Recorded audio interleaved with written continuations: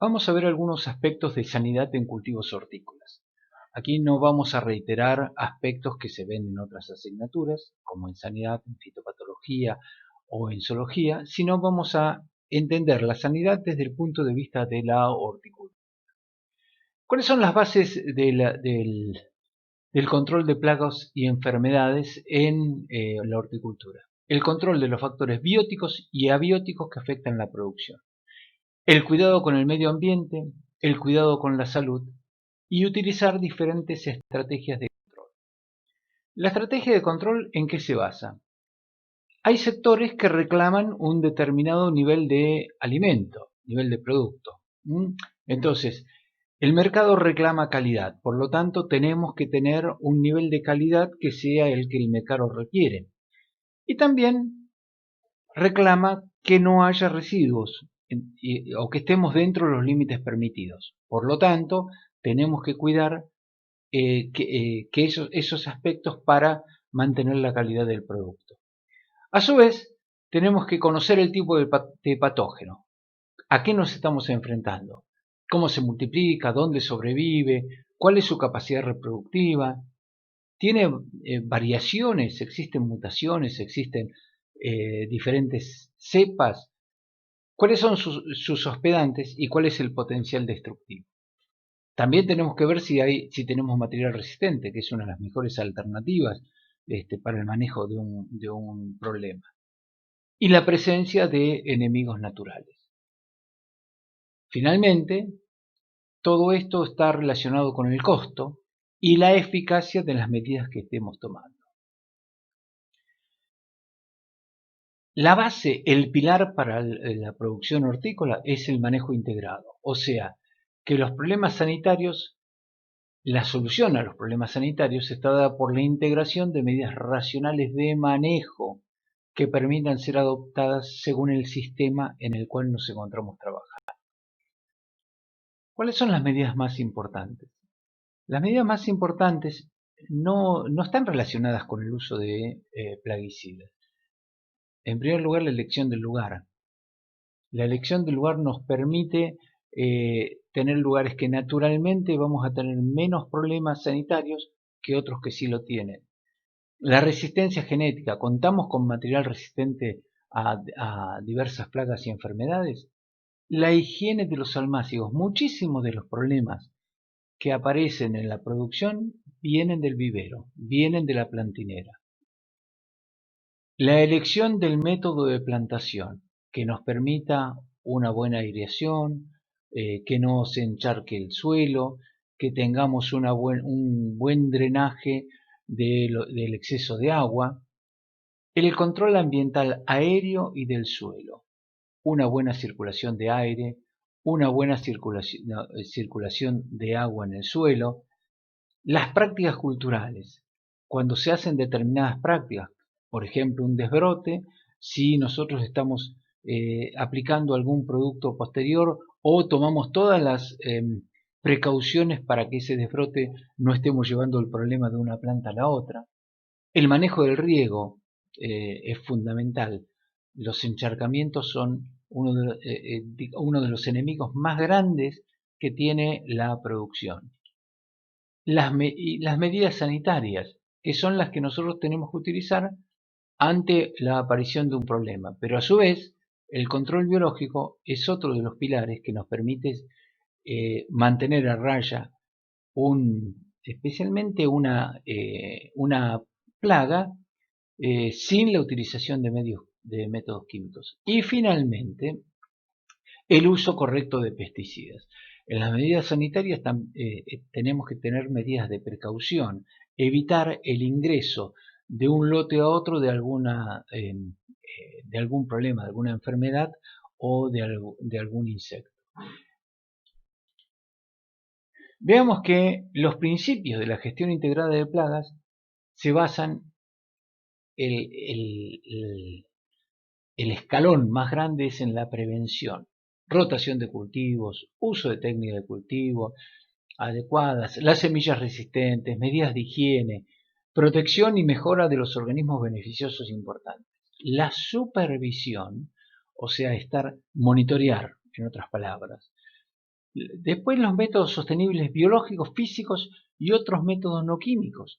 Por ejemplo, una buena fertilización una fertilización equilibrada, permite una planta sana que va a mejorar su resistencia a las plagas y enfermedades. Una nutrición desbalanceada, por ejemplo con exceso de nitrógeno, hace que esa planta sea mucho más sensible a determinadas plagas y enfermedades. Y finalmente, utilizar productos fitosanitarios de bajo riesgo y utilizar los métodos químicos, donde tenemos que tener en cuenta que la aplicación sea dirigida hacia donde tenemos el problema y en dosis reducidas y con una estrategia antirresistencia. ¿Qué es una estrategia antirresistencia? Es rotar productos que no sean de la misma familia química para evitar la generación de resistencia. ¿La resistencia está o no está? Si nosotros usamos un solo producto o de una sola familia química, nosotros lo que estamos haciendo es que la población tienda a los que son resistentes hacia esa familia química. Entonces, ¿y la estrategia de control qué significa una vez que tenemos el problema? Hacer los tratamientos necesarios. Hacer los tratamientos necesarios. Mantener las dosis indicadas. No es que porque, bueno, si hay que usar 5 mililitros le pongo 8 por las dudas. Utilizar medidas de diverso tipo. De nuevo, desde cultivares resistentes hasta el control biológico, los biopesticidas e inclusive los jabones. Utilizar métodos indirectos de control, una buena aireación, el uso de plantas trampas y utilizar diversidad química, por lo que decíamos anteriormente, para evitar la generación de resistencia. Y el otro punto es la utilización de la técnica de aplicación más adecuada que nos permita llegar con el producto hacia el problema.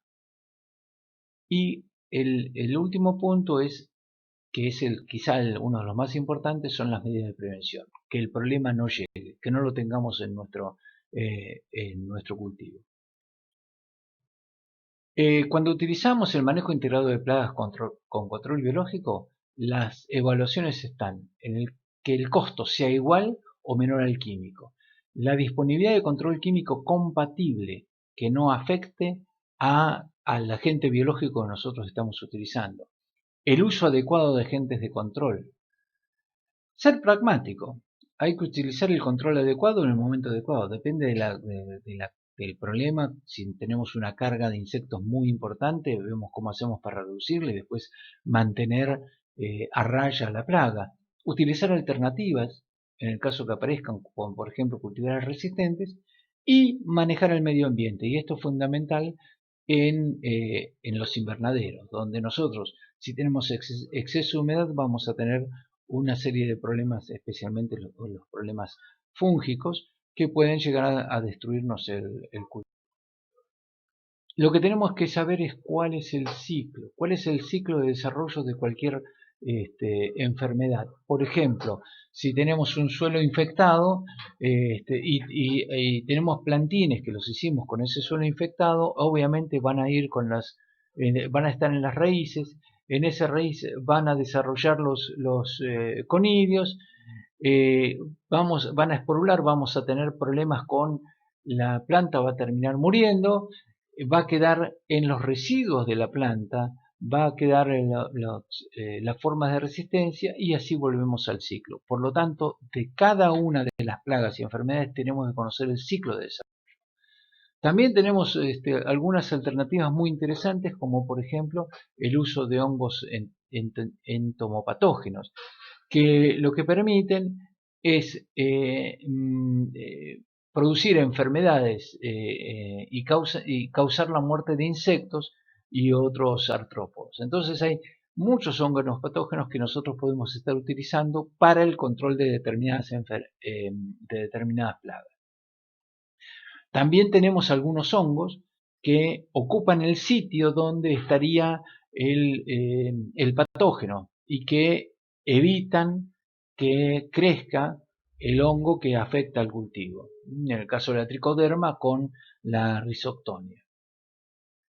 Otro punto importante en en el uso en el control de plagas y enfermedades es desde la vestimenta y los cuidados a tener en cuenta con el personal que está haciendo el trabajo, como se ve ahí en la foto, y también ver, utilizar algún sistema, en este caso esto es un programa que se llama Criollo Mochilas, que nos permita cuantificar la cantidad de productos que estamos pulverizando en base a algunos datos, por ejemplo, el ritmo de la caminata que tiene el operador, el tipo de mochila que se está utilizando, el tipo de picos, etcétera, etcétera. Pero este tipo de programas eh, son una ayuda valiosa en el control de plagas y enfermedades. Dicho sea de paso, este programa es gratuito y está disponible para todo aquel que lo quiera. Algunos aspectos que son fundamentales en el uso de fitosanitarios. El primer punto, y con mayúscula, el producto tiene que estar registrado. ¿Qué significa eso? Que yo tengo que tener un producto que esté registrado para el alimento que estoy produciendo. Yo no puedo ir y decir, tengo pulgón. Bueno, a ver qué dice alguno de los materiales que generalmente ustedes usan, la casafe. A ver qué dice la casafe respecto de pulgón. Pulgón anda bien tal producto. Bien, entonces uso tal producto. No, el producto tiene que estar registrado para el cultivo, o sea, tiene que estar registrado para el tomate, en el caso que sea tomate.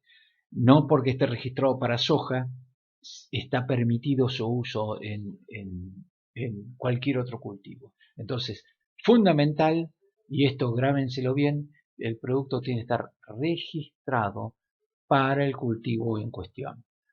Por otro lado, tenemos que usar la dosis indicada. Las dosis, en el caso de los productos hortícolas, generalmente se recomiendan en cantidad de principio activo o de producto formulado en 100 litros de agua. No estamos hablando de superficie, o sea, no hablamos de dosis por hectárea, porque nuestros cultivos no son uniformes y sí por cantidad de 100 litros de agua. Lo que tenemos que tener en cuenta que tiene que mojar bien de las dos caras de la hoja en lo posible y,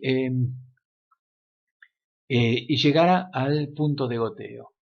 El tiempo de carencia, aplicamos un producto hoy, ¿dentro de cuánto podemos empezar la cosecha? Respetarlo, porque ahí es cuando va a haber la degradación del producto que nos va a permitir presentar un producto sano y que no tenga problemas para el consumidor. Tener los cuidados en la preparación, ¿por qué? Porque el momento de la preparación del agroquímico es el momento más peligroso, estamos con un producto concentrado. Es ese momento en el cual generalmente la mayoría de la gente no toma ninguna precaución, sin embargo, eso es veneno en estado puro.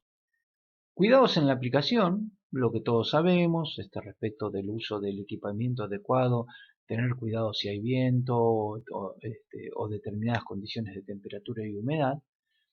¿Qué hacer con el remanente del producto? En general el remanente del producto se puede utilizar el otro día y si preparamos un tambor de 200 litros y nos quedó, ese mismo producto se puede utilizar el otro día, pero no mucho más de eso. ¿Qué hacer con los envases? Hay todo un sistema de eliminación de envases. Y básicamente tener en cuenta que tenemos que tener mucho cuidado con el medio ambiente y con las personas con las que estamos trabajando. Y nos queda ver un caso, por ejemplo, un productor descubre pulgón en su cultivo de tomate. ¿Cuál es su recomendación? ¿Qué cosas tenemos que tener en cuenta? Los aspectos tecnológicos, momento del cultivo, qué producto vamos a utilizar que esté registrado, cómo lo vamos a aplicar, si es por riego, si es por pulverizaciones, en qué momento, cuánto tiempo de la cosecha, hora del día, todos los cuidados en la preparación, en la aplicación, en el remanente y ver qué sucede con los cultivos linderos y con los envases.